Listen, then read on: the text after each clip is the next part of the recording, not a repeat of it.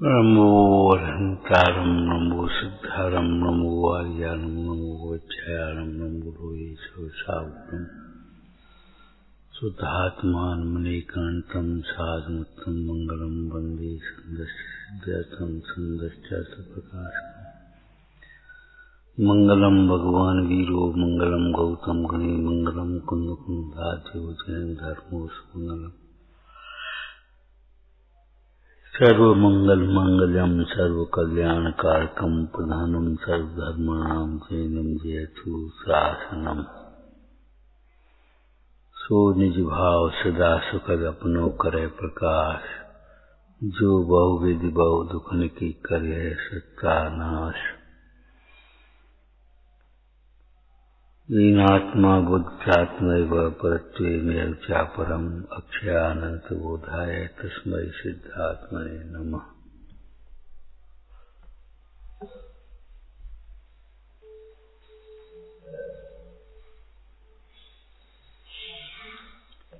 यदंतर जल्प संप्रक्त मुत्प्रेक्षा जालमात्मने मूलम दुःखस्य तन्नाशे शिष्टमिष्टम परम पदम।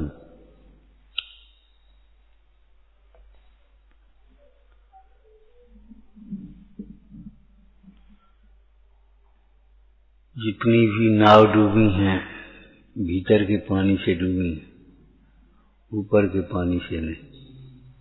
जितनी भी नाव डूबी, जहाज डूबा तो भीतर के पानी से। नाव रहे पानी में लेकिन नहीं डूबने पाएगी, किंतु नाव में पानी आया सबको सके डुबाएगी।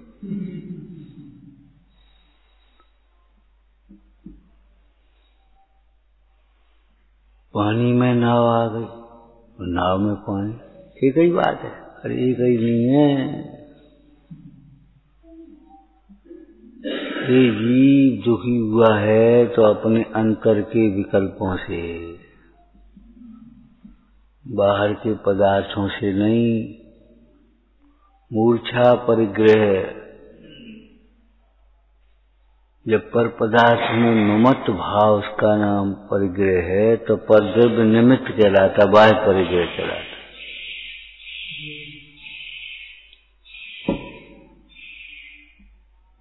बड़ी सुंदर बात है। परद्रव्य के कारण जीव दुखी नहीं। जब तुम्हें दुख का कारण परद्रव्य दिखाई दे, इसके कारण से हमें राग होता है, इसके कारण से हमारे परिणाम बिगड़ते हैं, इसके कारण से क्रोध होता है, इसके कारण से मान होता है, तब ये सोचना। पूज्य स्वामी ने इस श्लोक में ये कहा, अंतर विकल्प से दुखी है परद्रव्य के कारण। और चर्चा की थी 2 दिन पहले, परद्रव्य दुख का कारण होता तो कोई सुखी नहीं हो सकता, क्यों परद्रव्य भी स्वद्रव्य की तरह अनादि अनंत है। उनके संयोग भले बदले लेकिन द्रव्य तो 6 रहते ही हैं, जहां की जहां। लोकाकाश में इतना भी एक भी प्रदेश ऐसा नहीं है जिसमें 6 द्रव्य न हो।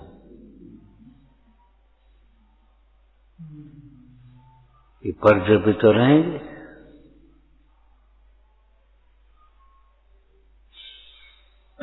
और इन अंतर के विकल्पों के होने में परद्रव्य का दोष नहीं है।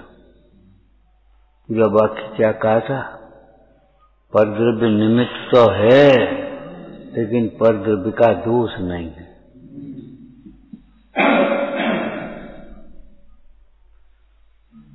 इसलिए परद्रव्यों का त्याग करने की तो बात है, पर परिग्रह का त्याग तो करना, भोगों का त्याग तो करना, लेकिन उनके त्याग मात्र से ही शांति की आशा मत करना।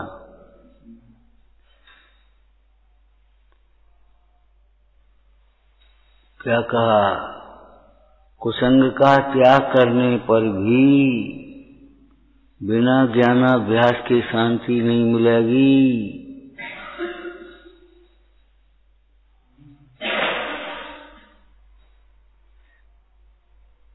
तुमने पुराण में पढ़ा होगा, उस राजा को चिंता होती थी, चिंता, राज मेरी बात कौन संभालेगा, ये चिंता होती। तो पुत्र नहीं है इसलिए चिंता होती है, हैं? ऐसा नहीं है, अपने कर्तव्य के विकल्प से चिंता हो रही है। संभालने वाला हो और छोड़ने को तैयार नहीं, ऐसे भी प्रसंग देखे जाते हैं। संभालने लायक है और तो अभी छोड़ने को तैयार नहीं।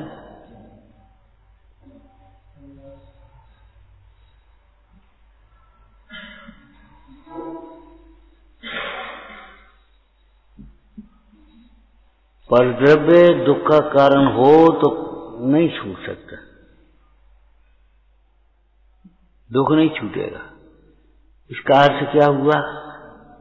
जो जीव परद्रव्य को दुख का कारण मानते हैं, अनंत काल में भी उनके दुख का अभाव नहीं होता। परद्रव्य दुख का कारण वास्तव में नहीं है, इसलिए दुख का अभाव हो सकता है। लेकिन यदि जब तक परद्रव्य को दुख का कारण मानते रहेंगे, तब तक दुख का अभाव नहीं होगा।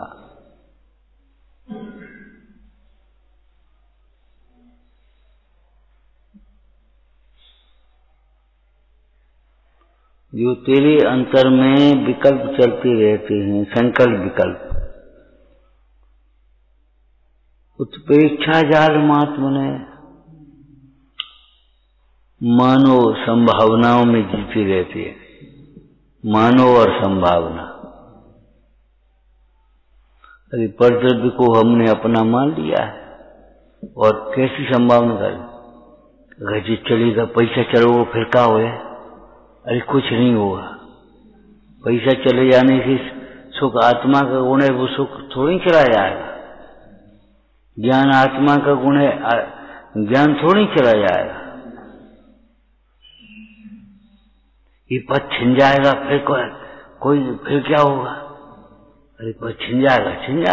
ये पद हमारा पद है ही नहीं, हमारा तो शुद्ध चैतन्य पद है। शुद्ध चैतन्य पद वह हमारा पद है। अमृतचंद स्वामी ने बुला करके कहा, हे यहाँ आओ, यहाँ आओ, जिस पद में तुम सो रहे हो वह तुम्हारा पद नहीं है। हम तुम्हें तुम्हारा पद बताते हैं।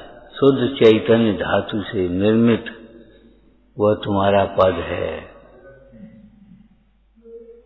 उस पद में अनंत काल तक विश्राम हो सकता है, रह सकते हो, स्थायी है पद। और जी पद तो अपद है।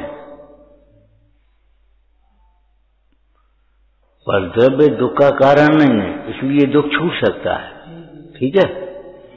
और परद्रव्य को जब तक दुख का कारण माने तब तक दुख नहीं छूट सकता, ये कह रहे। देखो, दुख का कारण हम परद्रव्य को ही मानेंगे, पूजा कर लेंगे तो दुख तो छूटेगा कि नहीं? पूजा से क्या होगा? कि पूजा से ये होगा इस सामग्री मिल जाएगी तुम्हें। दुख का कारण या दुख के कारण रूप कसाय का कारण परद्रव्य को ही माने और पूजा करता रहे, दान देता रहे,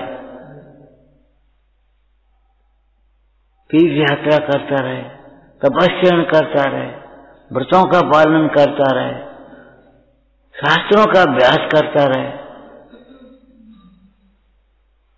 परद्रव्य को दुख का कारण मानने वाला जीव कभी सुखी नहीं होगा।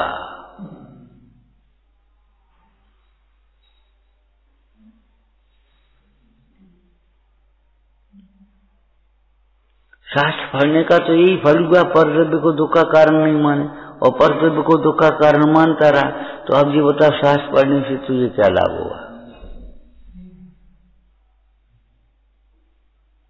तो क्या करे? फिर वही बात, क्या करे? अरे भाई, तुम्हें मोह के उदय से परद्रव्य दुख का कारण लगेगा, लेकिन उसी समय तुम तत्व विचार करना, ये परद्रव्य दुख का कारण नहीं है, दुख का कारण हमारे दुर्विकल्प हैं। तो तुम्हारा पुरुषार्थ अंतर्मुखी हो जाएगा और तत्व विचार से मोह मंद हो जाएगा, धीरे धीरे छूट जाएगा।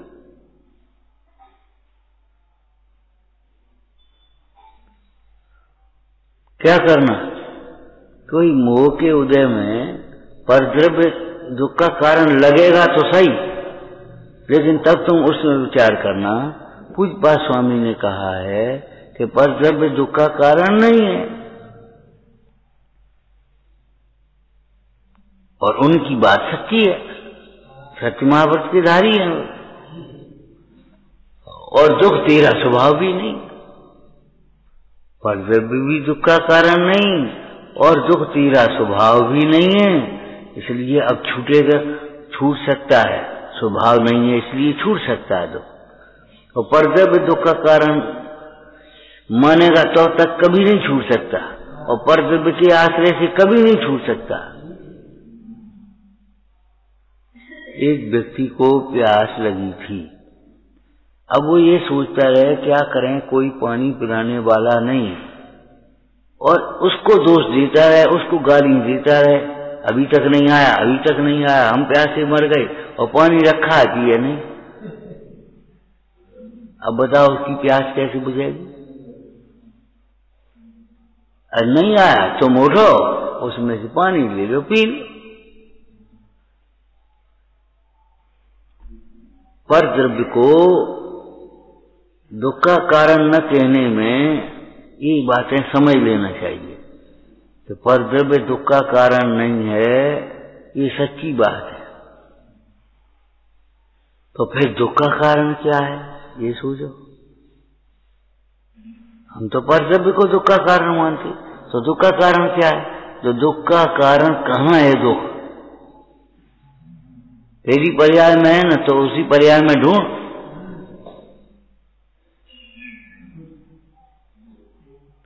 परद्रव्य दुख का कारण नहीं है तो कौन? तेरे मोहादिक भाव, तेरा अज्ञान भाव, तेरा असंयम भाव। मिथ्या दर्शन, अज्ञान और असंयम ये दुख के कारण, मूल कारण हैं। अब ज्ञानाभ्यास न करे, काय के लिए?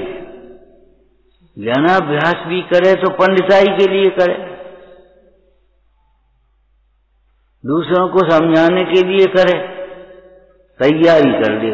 10 लक्षण में आना, अपने को प्रवचन करना, इसलिए 10 धर्मों की तैयारी कर लो। अरे मूल 10 लक्षण सुनाने के लिए 10 लक्षण की धर्मों की तैयारी कर रहा है। तेरा अहंकार तो देख, ये ज्ञान तुझे, इंद्रिय ज्ञान, क्षयोपशमिक ज्ञान, ये तुझे अहंकार उत्पन्न करेगा। 10 लक्षण धर्म प्रकट करने के लिए ज्ञानाभ्यास कर। 10 लक्षण धर्म प्रकट करने के लिए ज्ञानाभ्यास कर, 10 लक्षण धर्म सुनाने के लिए ज्ञानाभ्यास मत कर।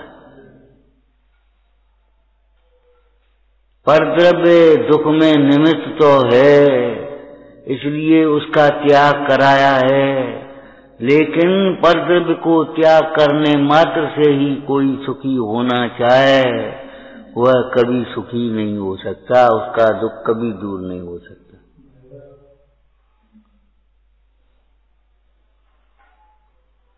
परद्रव्य को त्यागे बिना ही, बाह्य परिग्रह को त्यागे बिना ही जो सुखी होना चाहते हैं, बाह्य भोगों को त्यागे बिना ही जीव सुखी होना चाहते हैं, उनकी बात तो बहुत दूर है। यहाँ तो उसके भीतर की बात कह रहे कि परद्रव्य को त्यागने मात्र से कोई सुखी होना चाहे तो नहीं होगा बिना ज्ञानाभ्यास के। दृष्टांत दिया था पहले दिया हुआ। देखो भाई, मिठाई का स्वाद लेने के लिए जो तुम मुंह में जो कुछ भी खा रहे हो उसको थूकना पड़ेगा, कुल्ला करना पड़ेगा। लेकिन कुल्ला करने के बाद भी मिठाई खाई बिना तो मिठाई का स्वाद नहीं आएगा। हमने तो कुल्ला कर दिया, हमको स्वाद नहीं आया कि तुमने कुल्ला तो कर दिया, जो खा रहे थे वो तो थूक दिया, ठीक है, लेकिन अब मिठाई कहाँ खाई? अरे तुम्हें कर्तव्य का त्याग कराया, घर का त्याग कराया, परिग्रह का त्याग कराया, भोगों का त्याग कराया, विवाह का त्याग कराया, व्यापार का त्याग कराया, व्यवहारों का त्याग कराया, ठीक है, तुमने त्याग कर दिया और सुख तो नहीं मिला। क्या सुख कहां से मिल जाता? सुख कहां से मिल जाता? तुमने कर्तव्य का त्याग करने के बाद ज्ञानाभ्यास करना चाहिए, ज्ञानाभ्यास तो नहीं किया, स्वद्रव्य का आश्रय तो नहीं किया।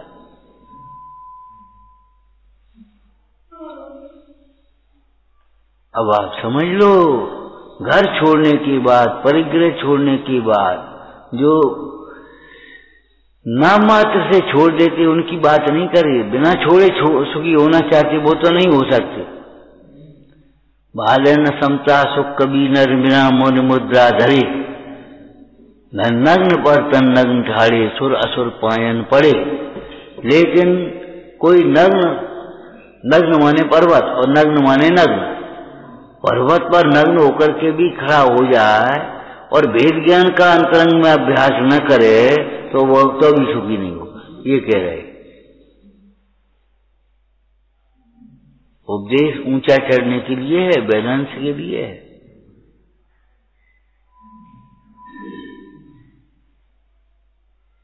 कितनी बातें कही। नंबर 1, कर्तव्य अगर दुख का कारण होता तो कोई सुखी नहीं होता। और सुखी तो हुए हैं, सुखी तो हुए हैं, हो रहे हैं और होंगे। इसका मतलब है सुखी होने की विधि तो कुछ है।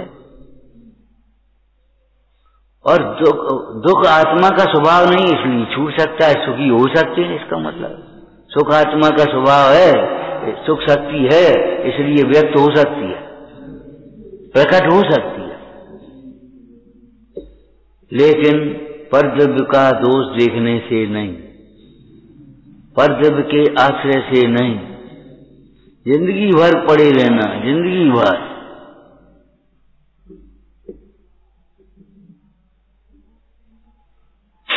कभी कभी दुख इतना मंद हो जाता है कि हमें पता ही नहीं पड़ता हम दुखी है। कभी कभी रोग इतना मंद होता है, रोगी को लगता है अब तो हम ठीक हो गए, और अगर वो ठीक हो गए ऐसा मान करके औषधि सेवन छोड़ देता है तो वह पुनः बीमार पड़ जाता है। ऐसे ही इस जीव को थोड़ी सी मंदता हुई और इस जीव ने सोच लिया हमें तो राग है ही नहीं, हमें तो मोह है ही नहीं, हमें तो अज्ञान है ही नहीं, हमें तो दुख है ही नहीं। अरे भाई राग है तो तकलीफ होना चाहिए, कि हमें कोई तकलीफ नहीं, वाह हमें कोई तकलीफ नहीं। ये तुम्हारी भ्रांति इसलिए है, तकलीफ नहीं है, तुम्हें इंद्रिय सुख की अनुकूलताएं अभी बैठी हैं, इसलिए तकलीफ नहीं लग पाती। और जब पाप का उदय आया और इंद्रिय सुख की अनुकूलताएं गई, थोड़ी तकलीफ फिर चालू हो जाए।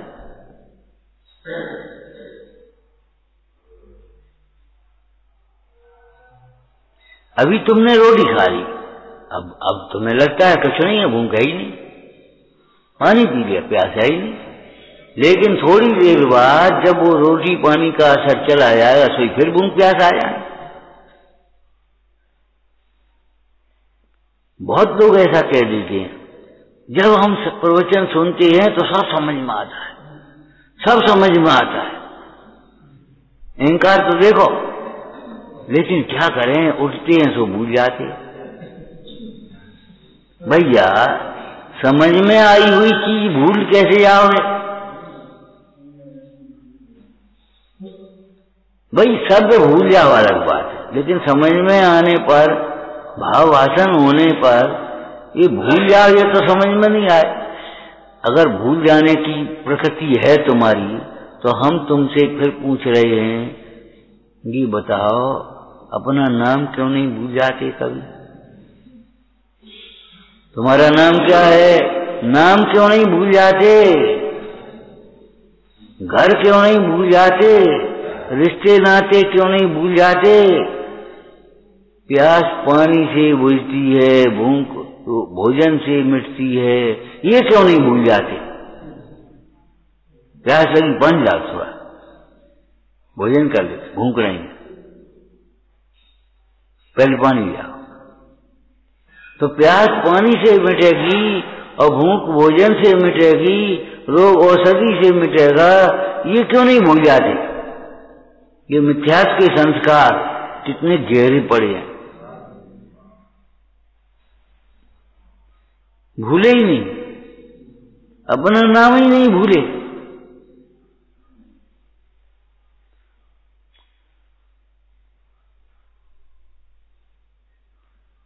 हम कर रहे ये कर्तव्य बुद्धि क्यों नहीं भूल जाते? ये क्यों नहीं भूल जाते कि हम कर रहे? बता, तुम्हें तो लगता हम कर रहे? हमें 2 साल हो गए, गद्दी हम ही लगाते हैं, कोई नहीं हो तो बस हम बस लोगों को ही नहीं, रेडीमेड बैठ गए बस आकर, बड़े एहसान से गद्दी हम लगाते।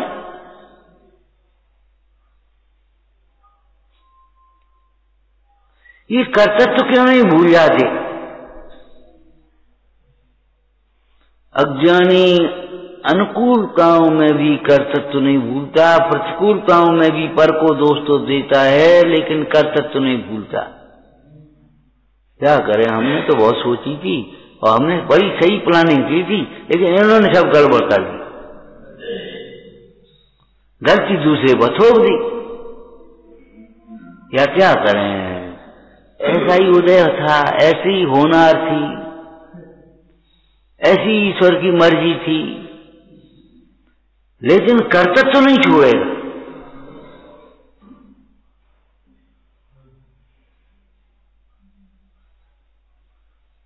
पिताजी कुछ नहीं छोड़ गए थे, ये हमने कमाई है, हमने कमाई है।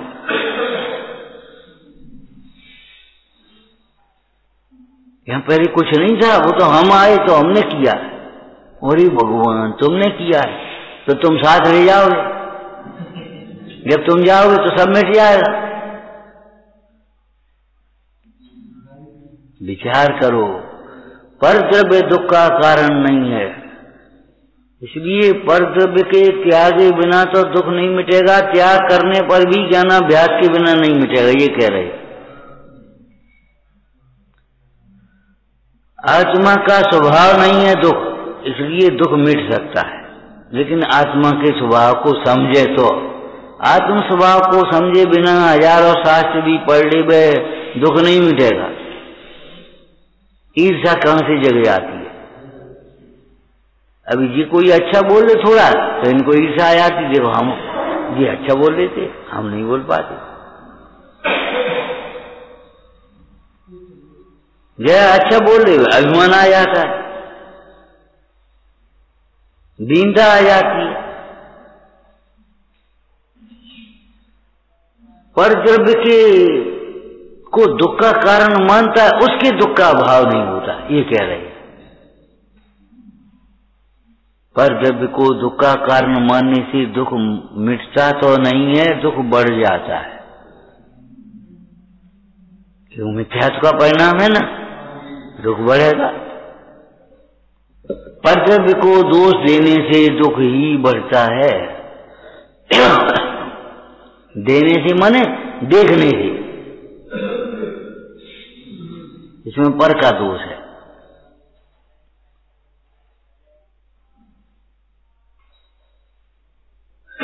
अपने मिथ्या संकल्प विकल्पों का जो दुख के मूल कारण है, उनका अभाव करने के लिए तू भेद ज्ञान का अभ्यास कर। समझ में आया क्या कह रहे?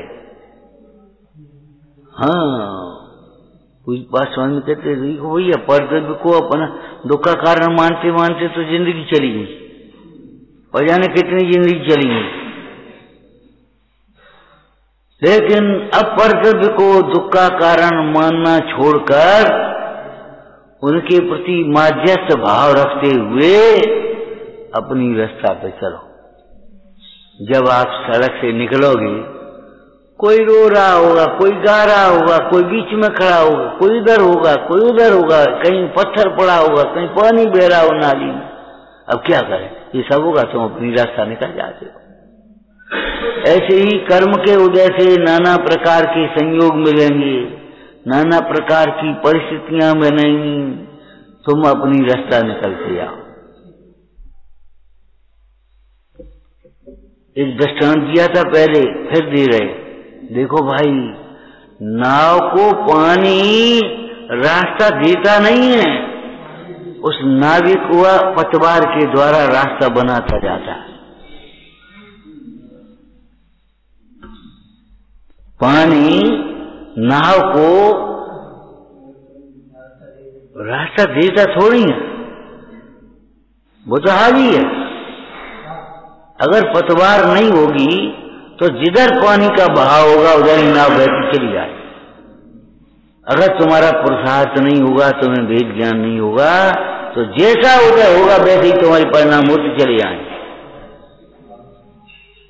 पुण्य के उदय में अभिमान आता है, कोई कराएगा नहीं, अपने आप। पाप के उदय में तुम्हें दीनता आएगी, आर्त ध्यान होगा, क्रोध होगा, अपने आप बिना कराए।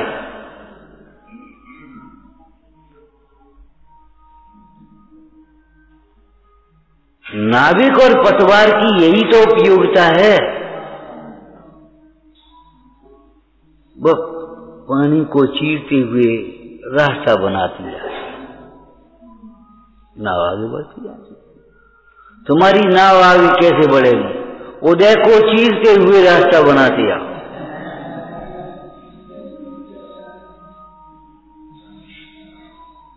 उदय को चीरते हुए माने भिन्न जानते हुए। तू प्रज्ञा क्षीणी उदयनी, तू प्रज्ञा क्षीणी ज्ञाननी उदयनी संधि सहु छेदवा। जैसे कोई छेनी पटक करके एक फाड़ में से दो फाड़ देता है, ऐसे जिनको तुमने एक मान लिया है उसमें प्रज्ञा रूपी छेनी को पटक करके उसको दो देख। बाहर में लोहे की छेनी डाली उसमें पत्थर में या लकड़ी में, और वो ऐसी चीज दी दो हैं। ऐसे ही जिनको तूने एक मान लिया है, प्रज्ञा रूपी छेनी डाल और उसमें द्वैत कर दी। दो हैं, वो एक नहीं है। एक आदमी, कभी कभी लोग अज्ञानवश कहने लगते, अब बताओ अकेला आदमी क्या क्या करे? घर का काम करे कि भीतर बाहर का करे? अकेली महिला एक काम करे, अब घर का करे कि बाहर का करे? भैया विचार करो, अकेला आदमी होता ही नहीं है, अकेली तो आत्मा होती है। हंसने की बात नहीं है, समझने की बात है। आदमी असमान जाति पर्याय को कहते हैं। मैं आत्म और पुद्गल खंड मिलके भयो परस्पर बंद, सो असमान जात पर्याय उपजे मानुष नाम। आदमी अकेला नहीं होता।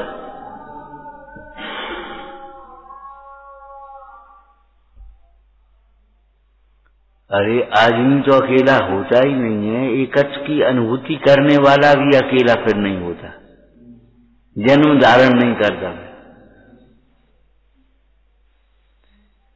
एकत्व की अनुभूति करने वाला अकेला नहीं होता।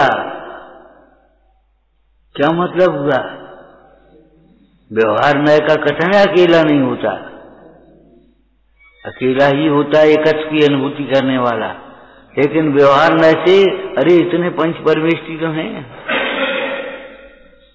कहा था तुम्हें, कभी अपने को अकेला देख भूलो मत और कभी अपने को अकेला देखो मत।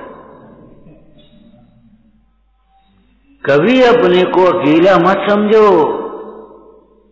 अकेला समझ करके डरो मत, दुखी मत हो।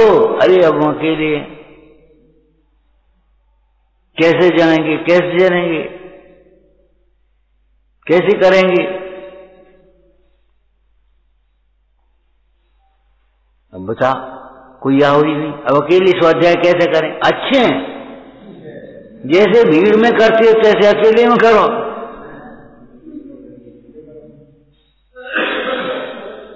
चौकी लगाओ, साहस धरो और पढ़ने लगो, अंतर में विचार करने लगो। कोई आ जाए तो नेक जोर से पढ़ ले।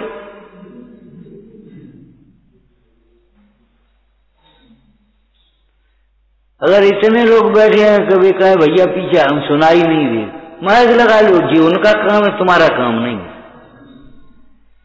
सवेरे भी कहा था हमने, अगर प्रवचन नहीं छूट पाए तब तक भी गुरु तो छोड़ देना और निर्देशन छोड़ देना, बोझा मत लेना।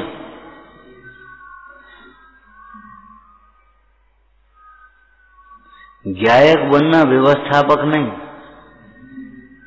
आलसी होकर के नहीं। हमें का मतलब रेडीमेड होकर के अपन तो सुनने बैठ गए, ये नहीं कह रहे हम ये कह रहे हैं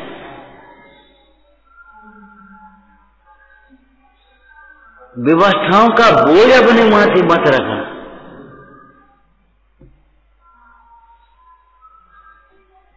बाहर मत रखना। तत्व ज्ञान में तत्पर मुनिजन सहे नहीं ममता का भार,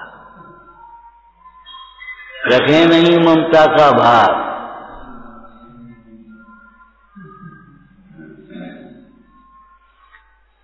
परद्रव्य दुख का कारण नहीं है, और जिद करके जो परद्रव्य को दुख का कारण मानते हुए कभी सुखी नहीं होते।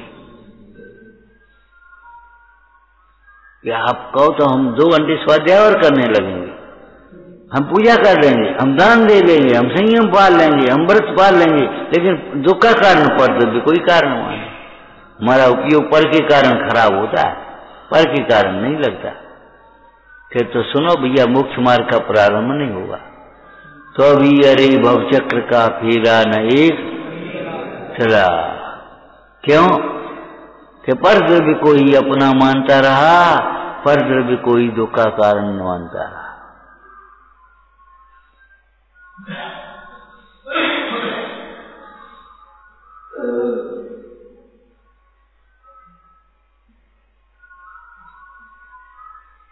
अभी अभावों की चर्चा चल रही थी, एक बात समझ लेना, ये अभावों का ज्ञान कभी डिप्रेशन की ओर नहीं जाने देगा। तो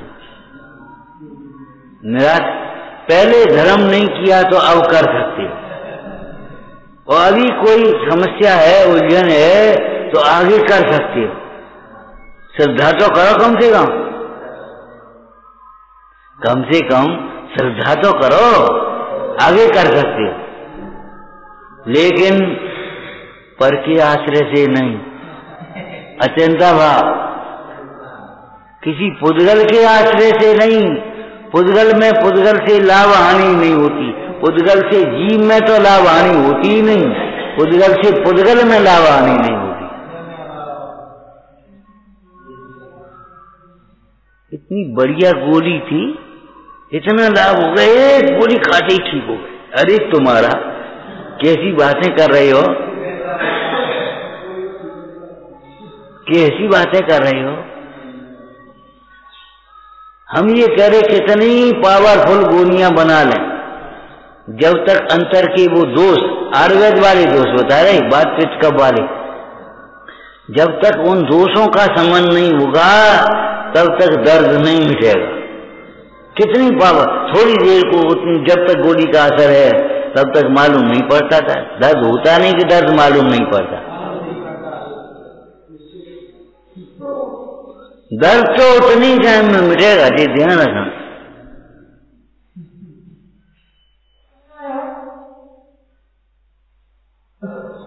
जिन्हें पर से लाभ हानि की वृत्ति समझ में आती है, अन्योन्य भाव को नहीं माना, अत्यंता भाव को नहीं माना, कर सब तो दिखाई देता है पर में।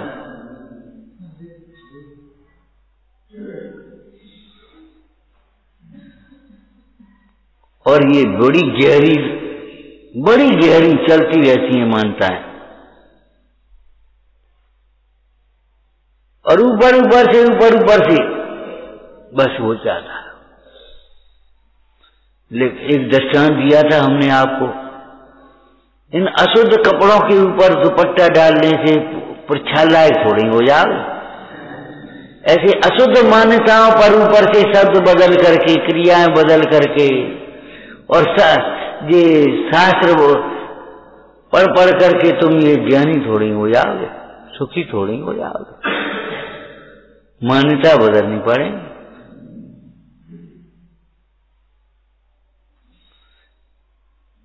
अगर तुम्हें प्रक्षाल लायक होना है तो ये कपड़े भाई साहब बिल्कुल पूरे उतारने पड़ेंगे। एक चड्डी भी रहेगी तब तक नहीं बनेगी बात। एक अशुद्ध चड्डी सारे कपड़ों को अशुद्ध कर देगी, वे भी अशुद्ध हो जाएंगे। एक परद्रव्य को अपना मानना, एक कार्य का भी कर्ता मानना, एक की चिंता ही तुम्हारी सारी चिंतन को विपरीत कर देगी। क्या कह रहे? एक चिंता भी समाधि बिगाड़ देगी तुम्हारी, समाधि बिगाड़ देगी। पानी के सरोवर में एक कंकड़ी फेंको, उसमें भमर उठने लगती, लहरें उठने लगती।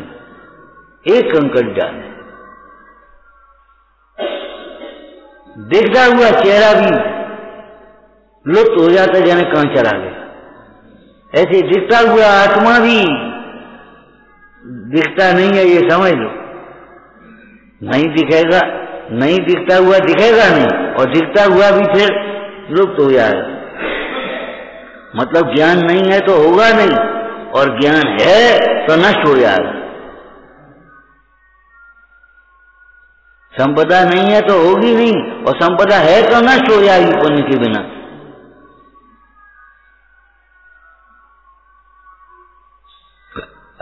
थोड़े से परिणामी तो विपरीत कर लिए थे उसने। कौन ने? बुद्धसेन के पिता ने, मनोवती के ससुर ने। ऐसी बहू है कोई, गजमोती चढ़ाएगी। ये भी कोई प्रतिज्ञा, भगवान बीतरागी है, क्या करने गजमोती इनको ने। और कम से कम सोचना तो चाहिए। अब क्या करें, हम तो राजा से मना करे आए, हमारे गजमोती नहीं है, और बहू आएगी तो गजमोती फिर चढ़ाएगी, और लड़का होगा तो बहू आएगी, इसलिए इस लड़के को ही निकाल। अरे लड़के को निकालोगे संपदा नहीं निकलेगी। दर्शन प्रतिज्ञा की थोड़ी सी विराधना का परिणाम आया, और बस खत्म मामला। रखी संपदा खत्म हो गई। है नहीं तो होगी नहीं, और है तो खत्म हो जाएगी। ये कह रहे हम, तुम्हें क्षयोक्षम है नहीं तो होगा नहीं अहंकार से, और अगर अहंकार आया और है क्षयोक्षम तो खत्म हो जाए, प्राप्त ज्ञान नष्ट हो जाए। तुम्हारी बुद्धि काम नहीं देगी थोड़े दिनों में। देखो भैया, अगर पहिया घूमता रहेगा तो गाड़ी चलती रहेगी, और पहिया अगर जाम हो गया तो गाड़ी मुश्किल है। ऐसे ही बुद्धि से काम लेते रहोगे तो बुद्धि चलती रहेगी, और बुद्धि से काम नहीं लोगे तो बुद्धि नहीं चलेगी। शरीर से काम नहीं लोगे तो शरीर नहीं चलेगा। ये सोचने वाले बड़े मिथ्या सोचते हैं कि खाने पीने से ही ताकत आती है। अरे काम करने से भी ताकत आएगी। हलन चलन अगर नहीं हुआ, बस खाओ और परो, तो ताकत नहीं होगी, कमजोर हो जाओगे धीरे धीरे। ये बहुत विपरीत मान्यता है।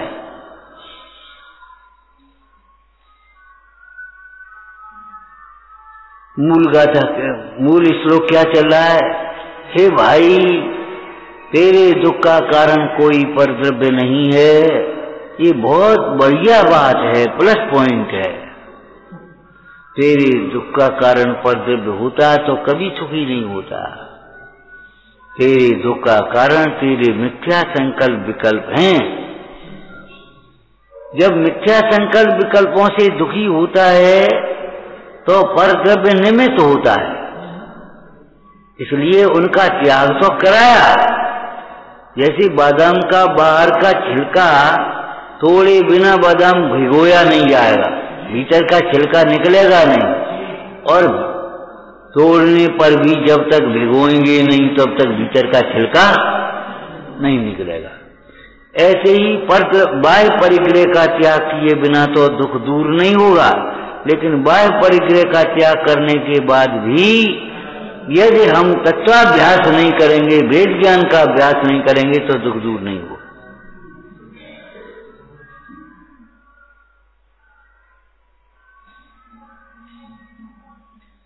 लोक में भी सर्वत्र ऐसा ही देखा जाता है।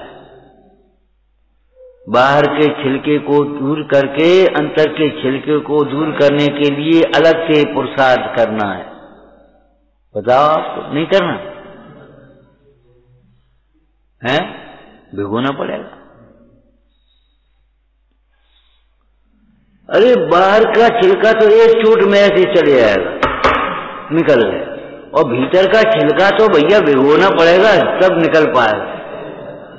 वैसे बाहर का परिग्रह तो देखा देखी भी छूट सकता है, लेकिन अंतर का परिग्रह तो बिना ज्ञान अभ्यास के कैसे छूटेगा? ये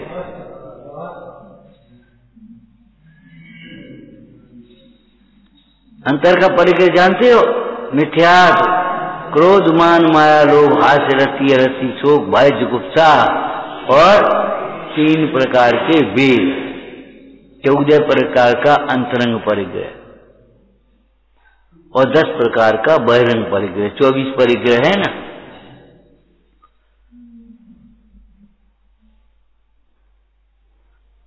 अब ये कहते हैं कपड़े में साबुन क्या करता है? साबुन पानी क्या करता है?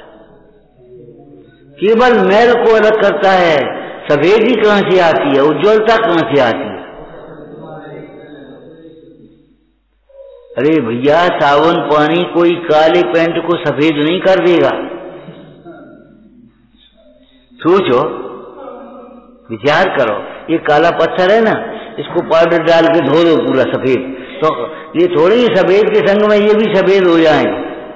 अरे सफेद सफेद होगा, काला काला होगा, जो जिसका रंग है वो निकलेगा। ऐसे ही ये बाह्य परिग्रह और अंतरंग परिग्रह का त्याग होने पर जो तुम्हारा सुख स्वभाव है सो प्रकट होता है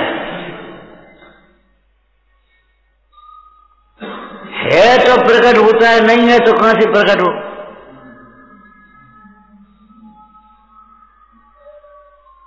है तो प्रकट होता है, नहीं है तो नहीं, कैसे प्रकट?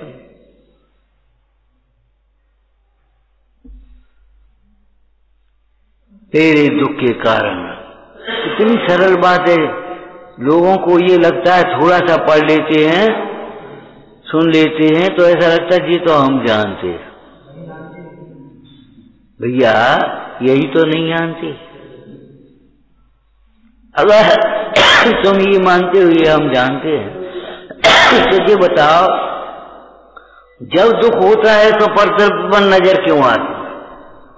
और दुख दूर करने के लिए परद्रव्य को हटाना क्यों चाहता? केवल उसे द्वेष क्यों करता है? वो परिणाम खराब होते इसलिए हम नहीं आते। ओहो, आने से परिणाम खराब होते हैं कि तेरे अज्ञान से परिणाम खराब होते हैं?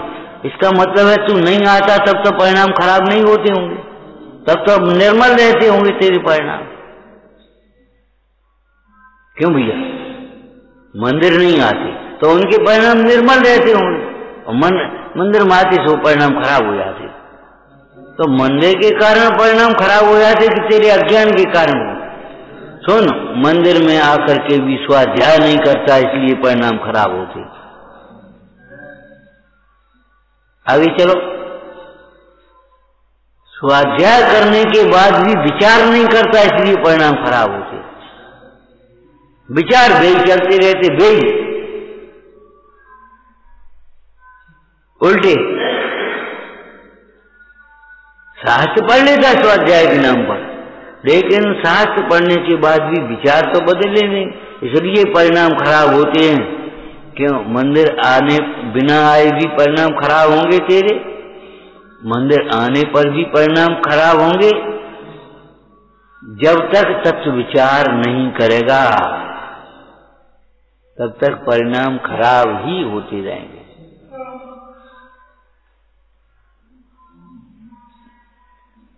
मूल कारण का अभाव होने पर कार्य का अभाव होगा। अंधकार का कारण प्रकाश न होना है, प्रकाश का कारण कोई प्रकाश का आश्रय सूर्य दीपक, अब वो जब तक नहीं जलेगा तब तक अंधकार रहेगा। ऐसी सुख का आश्रय अपना आत्मा, जब तक तुझे आत्म सन्मुखता नहीं होगी, आत्मदृष्टि नहीं होगी, तब तक तू दुखी ही होता रहेगा। पंडित जी ने क्या लिखा? परद्रव्य जबरन परिणाम नहीं बिगाड़ते। इस जीव के परिणाम परद्रव्य के बिना भी बिगड़ते हैं, और परद्रव्य नहीं हो तो भी बिगड़े, हो तो भी बिगड़े और नहीं हो तो भी बिगड़े। तुमने कभी देखा है? बहुत से लोग अकेले में बड़बड़ाते रहते, आने दो उसको और देखेंगे हम, और उसने ऐसा क्या किया, उसकी हिम्मत कैसे हो गई ऐसा करने की, अब हम आने दो हम देखेंगे, और है कोई नहीं। कई कवात है, कौन से लड़ रहे? कहू नहीं। आजकल तो क्या कहें, वो ऐसी ही दशा चलती है। और कोई सामने होने पर भी शांत रहता है, और कोई पीछे भी अकेला होने पर भी और बड़बड़ाता रहता है, द्वंद्व में फड़ा रहता है, अंदर द्वंद्व। परद्रव्य नहीं, परद्रव्य का लक्ष्य दुख का कारण है।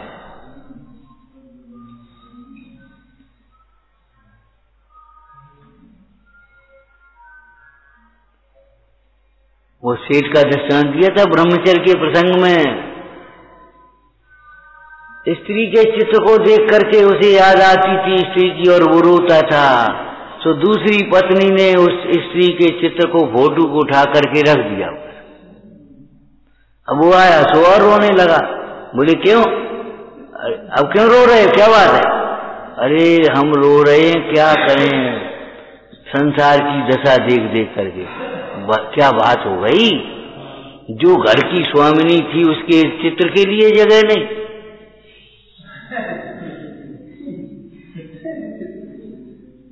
जो पूरे घर की स्वामिनी थी उसके एक चित्र के फोटो के लिए जगह नहीं। बोले नहीं नहीं ये बात नहीं है, फोटो हमने रख दिया, बक्से में रखा है, देखो सुरक्षित। फिर हटाया क्यों? कि तुम्हें उस फोटो को देख करके याद आती थी, तुम दुखी होते थे, रोते थे, इसलिए हमने हटा दिया।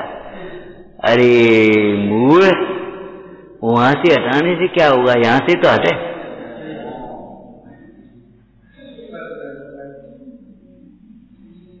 शेर कैसी बढ़िया बातें कर रहा है, वहां से हटाने से क्या होगा, यहां से तो हट जाए।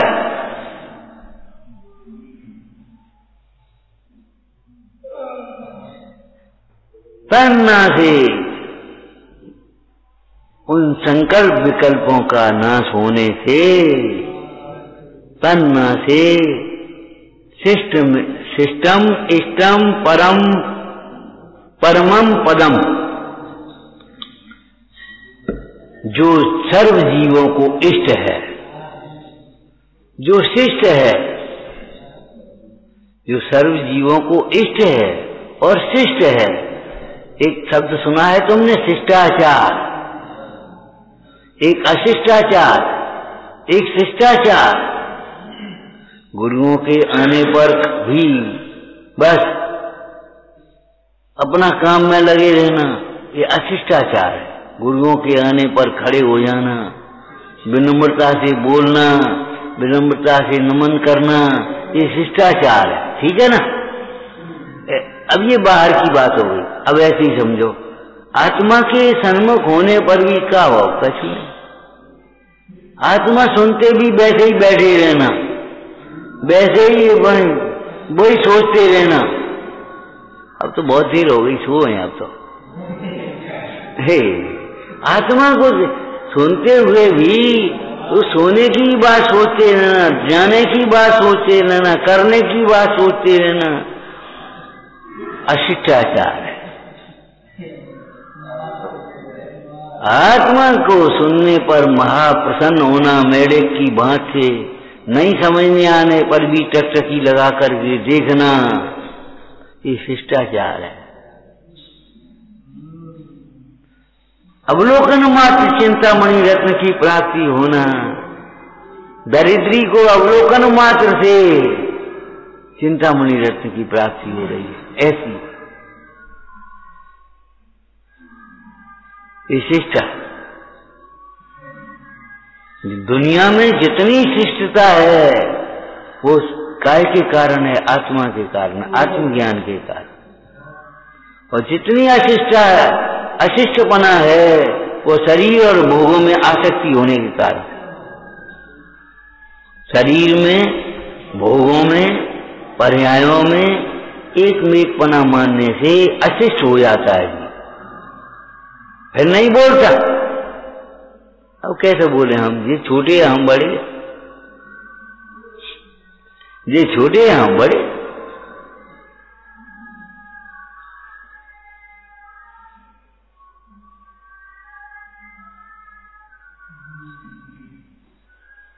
मोक्ष पद को, सिद्ध पद को, सम्यक्त के पद को शिष्ट कहा।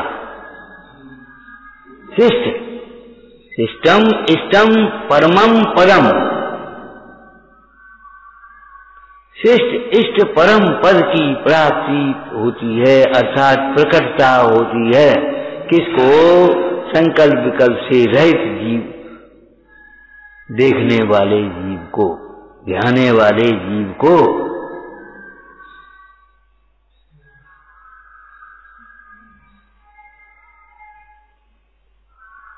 और नहीं तो संसार है। हे भव्य, तेरे दुख का कारण कोई और नहीं है, और दुख तेरा स्वभाव भी नहीं है। इसलिए पर को त्याग करके, पर से उपयोग हटा करके अपने स्वभाव को समझने से तू सुखी होगा ही होगा। नहीं होगा ऐसा नहीं, होगा ही होगा। उस आत्म स्वभाव को समझे बिना और कोई पदार्थ ऐसा नहीं है जिससे तृप्त हो सके, कोई भोग ऐसा नहीं है जिससे तृप्ति करे, कोई अनुकूलता ऐसी नहीं है जो तुझे सुखी करे, कोई वैभव ऐसा नहीं जो तुझे प्रभु बनाए, परमात्मा बनाए।